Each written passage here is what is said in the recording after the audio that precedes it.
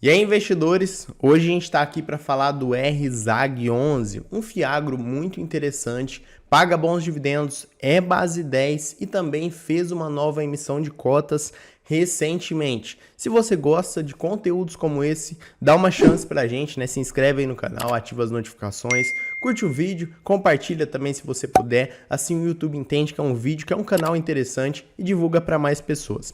Pessoal, primeiramente estou aqui com o RZAG, então vamos falar algumas informações iniciais, depois a gente vai falar aí dessa nova emissão de cotas e também do novo relatório gerencial. Como eu disse, ele é um fiagro, né? Ele investe aí nos setores, nas cadeias produtivas do agronegócio, tá?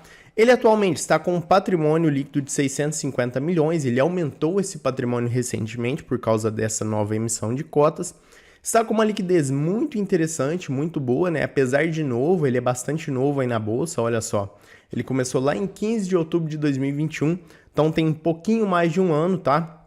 Mas apesar disso, né, ele já está com uma liquidez muito interessante, pagou um bom dividendo, né? Vem pagando bons dividendos, nesse mês foi 1,25%. Inclusive, pessoal, né, vou mostrar aqui também já para adiantar. Na verdade, ele vai pagar, tá? Dia 16, então, no momento que eu estou gravando esse vídeo, talvez você já tenha visto depois do dia 16, mas ele ainda não pagou, tá? Vai pagar 13 centavos por cota no dia 16, beleza? Então, isso é um yield muito bom, muito interessante. E está com PVP um pouquinho acima, mas isso muitas vezes é explicado por ser um fundo que paga bem, né? Um fundo diferente do setor agro e que o pessoal gosta, né? E acaba comprando. Antes da gente falar dessas outras informações, vou mostrar aqui os últimos dividendos que ele pagou, né? Ele vem aumentando de uma forma bem constante, bem crescente esses dividendos.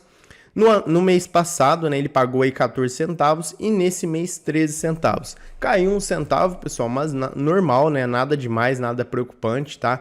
Então, assim, ficar nessa faixa de 12, 13, 14 centavos por cota tá ótimo, né? É um fundo bem interessante e que é base 10, né? Então isso atrai cada vez mais os investidores. Então vamos falar aqui do relatório gerencial, primeiramente, né? O último que a gente tem desse mês agora de outubro, e depois a gente fala aí de outras informações que são necessárias também. RISA Fiagro, né? O RZAG11, seleciona ativos nas cadeias produtivas agroindustriais com foco em originação própria, visando um portfólio que melhor se adequa às nossas perspectivas de risco, retorno e liquidez. Através da expertise do time de gestão no setor, fazemos uma análise criteriosa de risco de crédito junto com um jurídico especializado em um monitoramento constante dos ativos, e o fundo tem foco no território nacional, só investe no Brasil, com atuação nas regiões consolidadas de produção na cadeia agroindustrial. Legal. Bom, gerido pela RISA A7, administrado pelo Banco Genial. Ele teve início, como eu disse para vocês, lá em outubro de 2021. É para todos os investidores, tá? Qualquer pessoa pode investir. Ele tem uma quantidade de cotas aí interessante, né? Apesar de ter começado recente. Taxa de administração um pouquinho alta, tá? 1,15%. E taxa de performance 10% que exceder o CDI. Então aqui eu acho um pouco pesado, né? Como eu disse para vocês, taxas um pouco mais altas, apesar de pagar bem. Mas aí fica a seu critério, né? Na minha opinião, taxas um pouquinho altas, tá? Dividend yield anualizado, né? Quase 15%, mas como eu sempre falo, pessoal, vamos tentar ser um pouco mais pessimista nesse ponto, tá? Principalmente porque estamos aí, né, possivelmente no fim do ciclo de alta da taxa Selic. Então, se o fundo ele é indexado, olha só, 100% ao CDI, 100% à taxa Selic, se a Selic cair, isso aqui também vai cair. Então, assim, seja um pouco mais pessimista, que é melhor nesse caso. 53% do patrimônio líquido alocado. Aqui que eu quero chamar a atenção de vocês, porque é o seguinte, no relatório anterior, o fundo estava com quase 100% do patrimônio alocado. Como ele fez aí essa segunda emissão de cotas, levantou 360 milhões, isso, né, em relação ao patrimônio dele, aumenta demais e, consequentemente, o fundo precisa de um tempo para poder fazer essa alocação. Então, ele teve esse ganho aí, vamos dizer assim, nessa emissão de cotas e agora ele vai, aos poucos, alocando esse patrimônio, beleza? Então, caso você veja isso aqui, não se preocupe, né? Com certeza tem alguma coisa por trás, tá? Então, qualquer fundo, né, viu aqui, putz, ele não está com quase 100% do patrimônio alocado. Dá uma olhada, ver se não teve emissão de cotas, tá? Porque isso aqui afeta bastante. Aqui, portfólio, né, como eu disse para vocês, é 100% CDI, tá? Então, é por isso que eu acho, assim, que é complicado o fundo cobrar a taxa de performance em cima do CDI, porque ele já é atrelado ao CDI, né? Provavelmente ele vai bater o CDI. Então, assim, né, ele vai cobrar sempre essa taxa de performance, por isso que eu acho que é um pouco complicado. Bom, a DRE do fundo, né, a gente consegue ver que as receitas elas são razoavelmente constantes, aqui na faixa de 4.800.000, né? Aí caiu um pouquinho nesses últimos meses, né, nesses últimos 2 meses, mas apesar de tudo o fundo mantém uma consistência na sua distribuição, tá? A gente consegue ver que em agosto ele distribuiu, o percentual distribuído foi 95%, depois ele distribuiu 109%, ele distribuiu mais do que ele arrecadou, né, do que ele teve de resultado. E agora em outubro distribuiu quase todo o seu resultado. Então o fundo faz essa mesclagem, mas de modo geral o fundo sempre distribui aí praticamente tudo a todo momento, né, em todos os meses, tá? Portfólio de garantia, a maioria, 97%, é a alienação fiduciária de terras e 3% é a alienação fiduciária de grãos, tá? Então ele foca aí na terra, né, na produção em si da terra. Portfólio atual, o portfólio dele é longo prazo, tá, pessoal? Olha só, superior a 3 anos é 94% e apenas 6% é até 1 ano e meio. Então o fundo foca de fato no longo prazo. Cultura, né? O que ele tem aí no seu portfólio? Maioria soja, né? Os fundos estão apostando muito na soja. Tem algodão também, semente de soja, milho, sorgo e outros também, mas o foco geral do fundo aqui também é a soja. E nesses outros estão inclusos aqui a cana-de-açúcar, suíno, pecuária, arroz e também o feijão.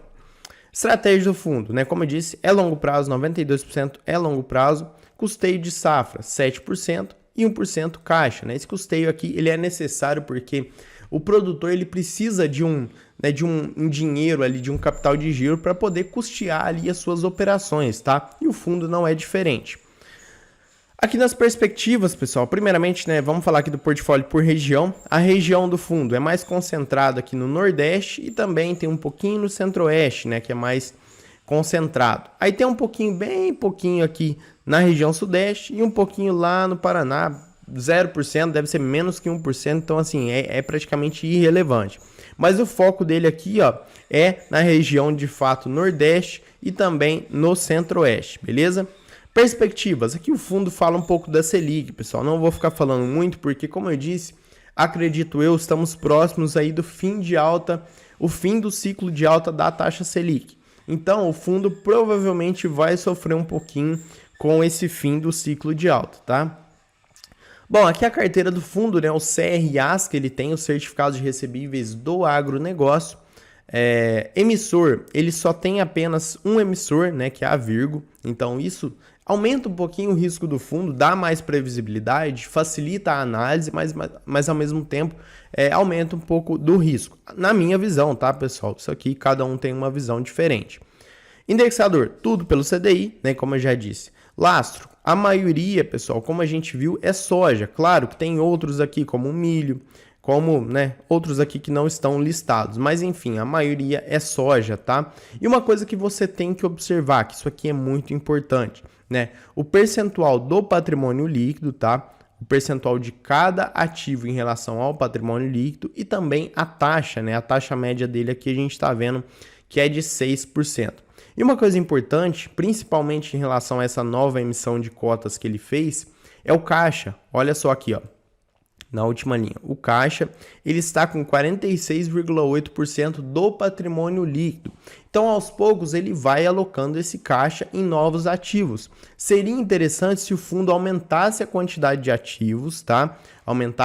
Aumentasse essa quantidade aqui, ao invés de 16, ter 20, 25, e também diminuísse o percentual de cada ativo em relação ao patrimônio líquido. Aqui não está muito concentrado, né? Exceto esse último aqui, ó.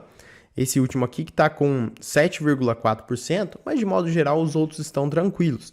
Só que seria interessante se o fundo conseguisse diluir isso mais, porque diminui o risco do fundo, tá? Bom, aqui está falando um pouco aí dos devedores, tá, pessoal? E a descrição também é importante você dar uma lida por completo para poder entender. Mas de modo geral é isso, né? Do RZAG11 é um fundo interessante de um segmento diferente, né? Que a gente está vendo em nossa bolsa de valores. Diga-se de passagem, eu gosto muito do segmento agro, do setor agro, eu acho ele muito importante aí na nossa vida e na nossa economia também. Então, acho que vale muito a pena você dar uma olhada nesse setor, nesse segmento.